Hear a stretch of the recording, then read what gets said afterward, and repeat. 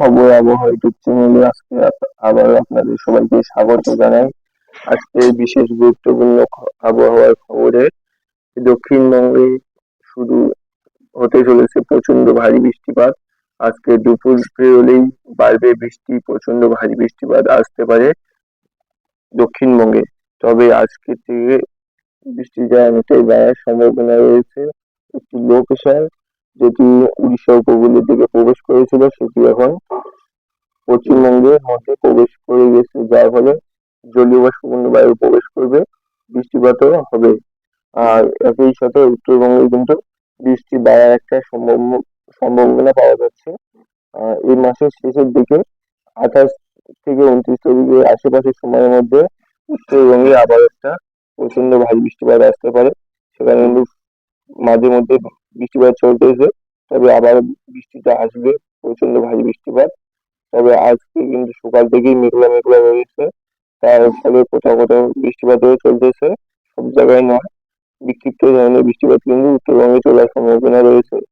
সেখানে কিন্তু কোচবিহার, আলিপুরদুয়ার, জলপাইগুড়ি এবং দার্জিলিং, কালিম্পং এর বেশ কিছু এলাকায় বৃষ্টিপাত হতে পারে আজকেও। তবে এদিকে উত্তর দিনাজপুরে বৃষ্টিটা কম থাকলে দক্ষিণ দিনাজপুরে কোথাও মেঘ উঠেছে, তার ফলে কোথাও কোথাও মেঘ উঠেছে, সেই ক্ষেত্রে বৃষ্টিপাতও চলতে পারে। আর এদিকে আমাদের দক্ষিণবঙ্গে কিন্তু অনেকটাই ভালো রকমের মেঘ ওঠার সম্ভাবনা রয়েছে। সেখানে কিন্তু নতুন নতুন অনেক মেঘ উঠতে শুরু হয়ে দিয়েছে ইতিমধ্যেই। সকাল থেকে উপকূল অংশে দুই মেদিনীপুর, ঝাড়গ্রামের দিকে মেঘ ভালো রকমের ছিল, ইতিমধ্যে নতুন মেঘ উঠতেছে। এদিকে হুগলি, হাওড়া থেকে এদিকে উঠে এগোচ্ছে এদিকে পশ্চিম মেদিনীপুরের দিকে। আরামবাগে একটি নতুন মেঘ উঠে এসেছে, সেখানে কিন্তু আরামবাগে হয়তো ইতিমধ্যেই বৃষ্টিপাত চলার একটা সম্ভাবনা রয়েছে আজকে সকালের দিকেই।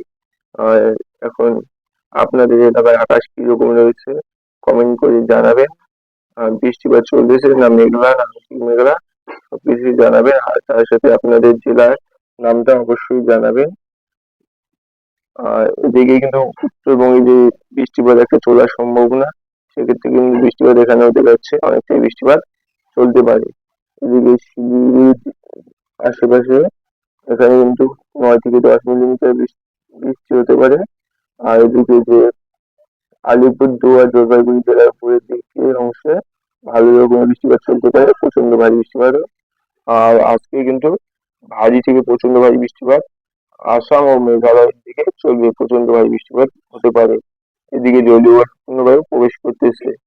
আর এদিকে যে লো প্রেশার তৈরি হয়েছে আমাদের দক্ষিণবঙ্গের এদিকে, লো প্রেশারটি কিন্তু আস্তে আস্তে আমাদের দক্ষিণবঙ্গে প্রবেশ করে যাবে পুরোপুরি ভাবে, যার ফলে কিন্তু বৃষ্টিপাত আজকে হয়তো বেশি একটা না থাকলে বৃষ্টিপাত চলবে। তবে আজকে আগামীকাল মঙ্গলবার বা 23 তারিখ, 23 তারিখে কিন্তু প্রচন্ড থেকে প্রচন্ড ভারী বৃষ্টিপাত আসার সম্ভাবনা রয়েছে।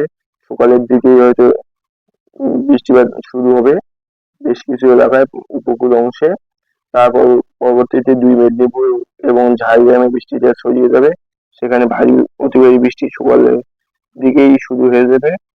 তারপর দুপুরের দিকে কিন্তু বৃষ্টিটা ছড়াবে, যেখানে হুগলি, হাওড়া, 24 পরগনা এবং এদিকে পশ্চিম মেদিনীপুরে পুরোপুরি ভাবে, এদিকে পুরুলিয়ার বেশ কিছু এলাকাও বৃষ্টিপাত আসতে পারে। তবে উপরের দিকে একটু বৃষ্টিটা কমে থাকবে, এই নিচের জেলাগুলির মধ্যে বৃষ্টিটা বেশি থাকবে। এদিকে নদীয়া জেলা পর্যন্ত বৃষ্টিটা ছড়িয়ে পড়বে। তার সাথে দেখুন জেলা বাড়তে বাড়তে অনেকটাই বৃষ্টিপাত দেওয়ার সম্ভাবনা রয়েছে একদিনের জন্য হলেও। মঙ্গলবারে কিন্তু প্রচন্ড ভারী বৃষ্টিপাত থাকতেছে দক্ষিণবঙ্গের 4টি জেলার মধ্যে, বেশি বৃষ্টিটা থাকার সম্ভাবনা রয়েছে। আর বুধবার বুধবারের দিকেও কিন্তু আবার একটা বৃষ্টিপাতের সম্ভাবনা, সেখানে পুরুলিয়া, বাঁকুড়া, বর্ধমান, হুগলি, হাওড়া, নদিয়া, উত্তর উত্তর 24 পরগনা, দুই মেদিনীপুর এবং ঝাড়গ্রাম, পুরো এই 6 থেকে 7টি জেলার মধ্যে বৃষ্টিপাতটা ছড়াতে পারে বুধবারের দিন। তবে বুধবারের দিন বৃষ্টিটা একটু কম বেশি হয়ে থাকবে, সেদিনকার বৃষ্টিটা হয়তো বিক্ষিপ্ত ধরনের চলতে পারে, তবে মাঝারি ভারী ভারী অতি ভারী বৃষ্টিপাত হতে পারে। বৃহস্পতিবার দেখাই, বৃহস্পতিবার একটা বৃষ্টির সম্ভাবনা, তবে হালকা মাঝারি বৃষ্টি, বড় বৃষ্টি নেই। শুক্রবার সেরকম কোনো বড় বৃষ্টি নেই। শনিবার তবে উড়িষ্যার দিকে কিন্তু প্রচন্ড বৃষ্টিপাত চলবে, এদিকে বৃষ্টিটা বেশি থাকবে। এবারে পুরো জুম করে দেখাই, একসাথে উত্তরবঙ্গ এবং দক্ষিণবঙ্গ দুটি একসাথে দেখাই।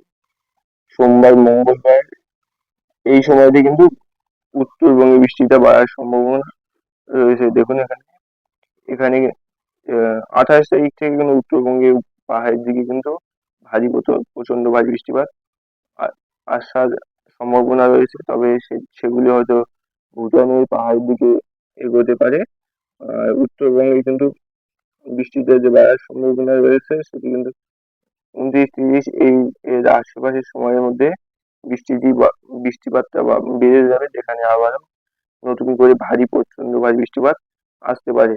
বেশ কিছুদিন ধরে হয়তো উত্তরবঙ্গে বৃষ্টিটা খুবই কম চলতেছে, তবে বৃষ্টিপাত আবার একটা আসার সম্ভাবনা তৈরি হয়েছে।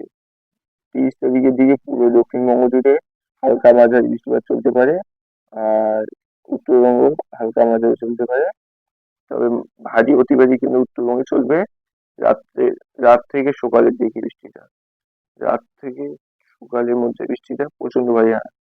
বুধবার সকালের দিকে 31 তারিখ মাসের শেষের দিন প্রচন্ড ভারী বৃষ্টিপাত কিন্তু আসার সম্ভাবনা রয়েছে। সেখানে কিন্তু দার্জিলিং, কালিম্পং, জলপাইগুড়ি, আলিপুরদুয়ার, কোচবিহার সব জেলায় কিন্তু বৃষ্টিপাত চলবে, তবে ভারী অতি ভারী বৃষ্টিগুলো পাহাড়ের দিকে চলবে। সেগুলো হলো এদিকে দার্জিলিং এর দিকে, কালিম্পং এর দিকে, এদিকে জলপাইগুড়ি জেলার উপরে অংশে ভুটানের বর্ডারের আশেপাশের অঞ্চলে কিন্তু বৃষ্টিটা একটু বেশি রকমের থাকার সম্ভাবনা রয়েছে। এখন যদি বৃষ্টির পরিমাণের মধ্যে দেখাই, বৃষ্টির পরিমাণে কিন্তু অনেকটাই পরিমাণ এসে গেছে উত্তরবঙ্গের মধ্যে বৃষ্টিপাত। দেখুন এখানে আগামী 3 দিনের মধ্যে সেরকম কোনো ভালো ভালো বৃষ্টি নেই। 5 দিনে সেরকম ভালো বৃষ্টি নেই। পুরো 10 দিনে দেখলে অনেকটাই বৃষ্টিপাত চলে আসবে। সেখানে 200, 250 থেকে 300 মিলিমিটারের বেশি বৃষ্টিপাত আসতে পারে উত্তরবঙ্গে। তবে উত্তরবঙ্গ পুরো উত্তরবঙ্গ নয়, এদিকে উত্তর দিনাজপুর, দার্জিলিং, কালিম্পং, জলপাইগুড়ি, আলিপুরদুয়ার, কোচবিহার এই 6টি জেলার মধ্যে বৃষ্টিটা বেশি থাকবে। তাছাড়া এদিকে দক্ষিণ দিনাজপুর এবং মালদা দিকে বৃষ্টিটা হয়তো কম কমের দিকে থাকার সম্ভাবনা। আর আমাদের এদিকে দক্ষিণবঙ্গে কিন্তু 2 মেদিনীপুর এবং ঝাড়গ্রামে বৃষ্টিটা বেশি থাকবে। সেখানে কিন্তু 100-150 মিলিমিটারের আশেপাশে। তাছাড়া কলকাতা, হুগলি, হাওড়ার দিকে বৃষ্টিপাত 80-90 মিলিমিটারের আশেপাশে। পুরুলিয়া, বাঁকুড়া, বর্ধমানের দিকে হয়তো 70 থেকে 80 মিলিমিটার। এদিকে নদিয়া, এদিকে মুর্শিদাবাদ, আহ এদিকে কিন্তু বৃষ্টিটা খুবই কম, সেখানে 40 মিলিমিটার বৃষ্টি খুবই এদিকে কম। আর সেরকম কোনো পরিবর্তন ইতিমধ্যে নেই। আর বঙ্গোপসাগরে দেখাই কোনো সিস্টেম বা কোনো রকমের কিছু আসার কোনো সম্ভাবনা রয়েছে কিনা। বর্তমানে তো সেরকম কোনো নতুন পরিস্থিতি বঙ্গোপসাগরে নেই, তবে প্রশান্ত মহাসাগরে একটা ঘূর্ণিঝড় তৈরি হওয়ার মতো সম্ভাবনা রয়েছে। সেখানে কিন্তু একটা ঘূর্ণিঝড় ইতিমধ্যেই তৈরি হয়ে গেছে, দুটি, একটি নয়, একসাথে দুটি ঘূর্ণিঝড় তৈরি হয়ে গেছে। একটি হলো চীন সাগর দিকে, আর অপরটি প্রশান্ত মহাসাগরে। প্রশান্ত মহাসাগরে ঘূর্ণিঝড়টা হয়তো অনেকটা শক্তিশালী হতে পারে। এর কিন্তু নাম দেওয়া আছে, কি নাম দেখি, গেমি, ঘূর্ণিঝড় গেমি। 105 কিমি/ঘন্টা চলে এসেছে বায়ুচাপটা মোডে। আর এটি হয়তো এগিয়ে যাবে এদিকে আস্তে আস্তে, সময় লাগবে, তবে এগিয়ে যাবে। এটি যখন প্রবেশ করবে এটি কত কিমি গতিবেগে নিয়ে আসতে পারে।